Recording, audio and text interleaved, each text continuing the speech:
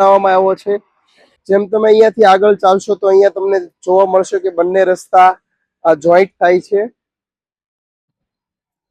આવી જ રીતે પહેલી બાજુ પણ એક રસ્તો છે જે આની સાથે કનેક્ટ કરે છે।